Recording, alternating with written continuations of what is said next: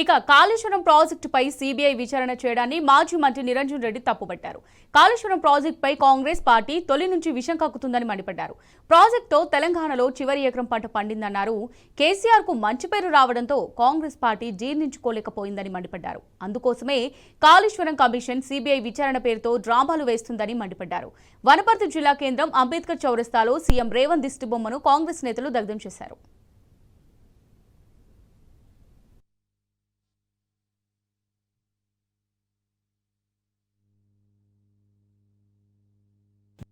₹2 లక్షల కోట్ల అవినీతి జరిగింది కాళేశ్వరంలో అని మాట్లాడు. మనుషుల పశువుల మనుషుల గుడ్డలు అట్లా మాట్లాడతారా? 1,00,000 కోట్లు కూడా ఖర్చు కాని ప్రాజెక్టు మీద 2 లక్షల కోట్ల అవినీతి జరిగిందని మాట్లాడేటువంటి వాళ్ళు మానవులే అవుతారా? మనుషులే అవుతారా?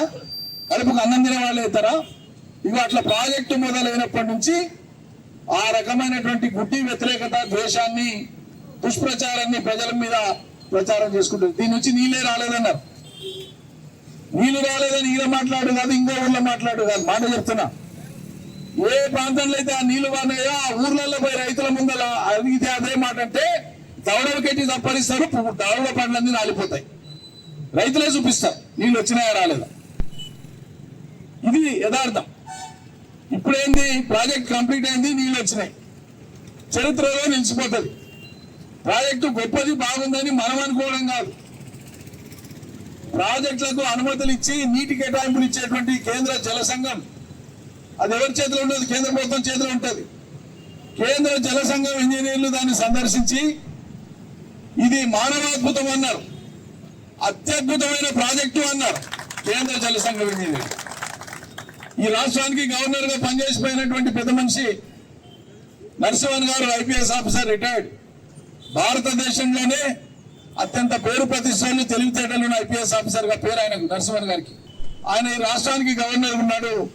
ఆ ప్రాజెక్టు చూసి ఆయన చెప్పినాడు, ఇటువంటి ప్రాజెక్టు భూగోళంలో ఇంకెవడు కట్టలేడు, కేసీఆర్ తప్ప ఇంకెవరికి చేత కాదని చెప్పి, అంత గొప్ప ప్రాజెక్ట్ అని చెప్పి ఆ ప్రాజెక్టు ఫలితాలను ఇచ్చింది. అద్భుతంగా ఉంది. తెలంగాణకు వాళ్ళ కాలంలో కాంగ్రెస్ తెలుగుదేశం పార్టీల ఏలుబడిలో 60 ఏళ్ల కాలంలో న్యాయం జరగకపోగా అన్యాయం జరిగిందనేది తెలంగాణ ప్రజలకు తెలుసు.